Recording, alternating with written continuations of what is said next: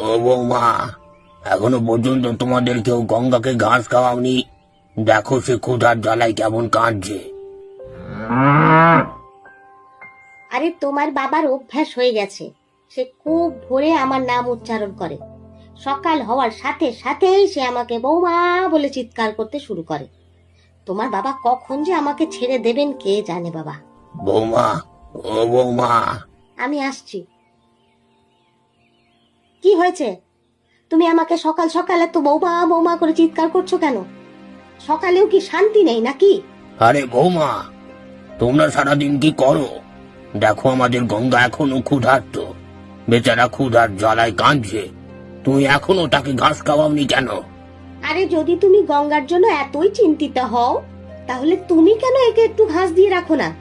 আরে বৌমা, আমার শরীরে যদি শক্তি থাকতো তাহলে আমি তোমাকে কখনো এই কথা বলতাম না।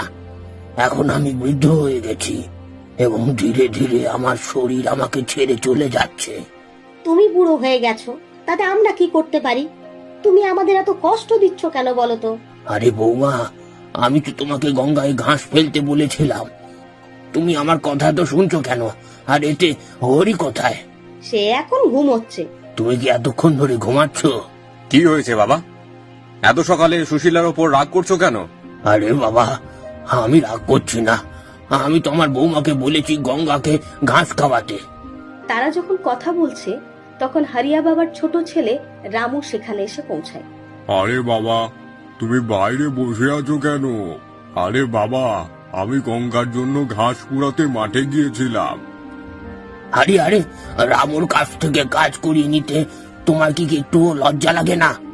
এই বেচারা এক চোখে দেখতে পায় না, যদি তার কিছু হয়ে যায়। বাবা তার ছোট ছেলের জন্য একটু বেশি চিন্তিত। আরে বাবা, যদি সে কিছু কাজ করে তাহলে কি সে অসুস্থ হয়ে পড়বে? হ্যাঁ বাবা, ভাবি আর ভাবি ঠিকই বলেছে, আমার কোনো সমস্যা নেই। আরে আরে বাবা, তুমি জন্ম থেকেই অন্ধ, এক চোখে কিছুই দেখতে পাও না। যদি তোমার কিছু হয়ে যায়। আরে বাবা, আমার জন্য একদম চিন্তা করো না, আমার কিছু হবে না। আর তুমি সকালের ওষুধ খেয়েছো? বাবা, তুমি যখন স্নান করবে তখন আমি গঙ্গাকে ঘাস খাওয়াবো।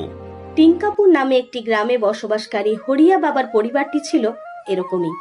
তার স্ত্রী মারা যাওয়ার পর তার বড় ছেলে হরি এবং তার স্ত্রী সুশীলা তার বাড়িতে থাকতেন, এবং তার ছোট ছেলে রামু, যে জন্ম থেকে এক চোখে